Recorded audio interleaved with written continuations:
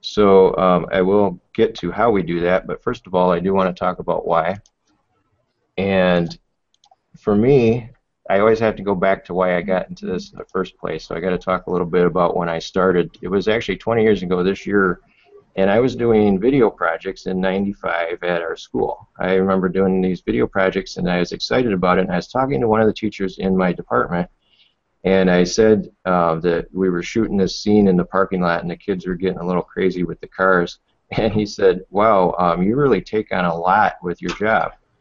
And at this time, he'd probably been there 20 years.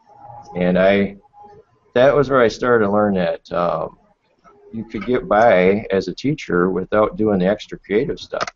And in fact, in our department meeting one time, we were talking about all these graphs and these techniques we had to teach the kids, and I was thinking about my students, and I said, do we really think that every one of those students in our class needs these things to be successful in life? And the head of the department looked at me and said, "You're awful young to be asking those kind of questions."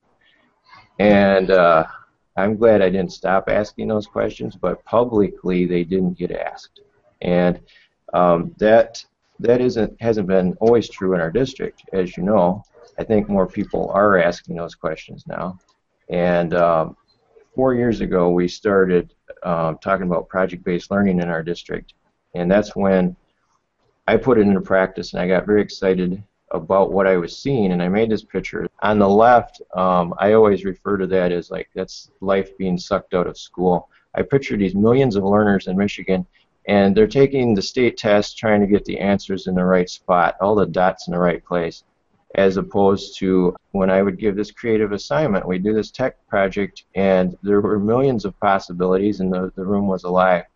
And I always joked about the death of like a tomb as we're taking a standardized test. You sit there silently, the proctors have to whisper.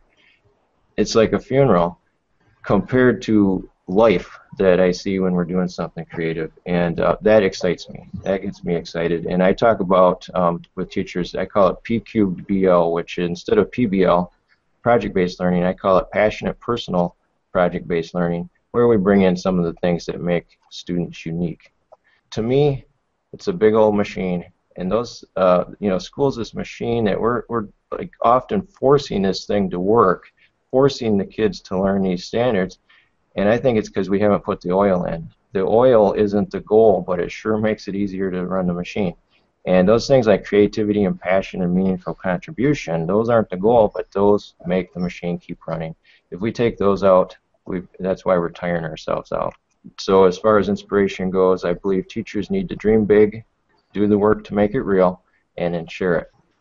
We've let other people do the dreaming for us, I think, in education, and that's probably one of the biggest problems in education. When I go in a classroom and I tell kids that dreams matter, it's like a door opened up.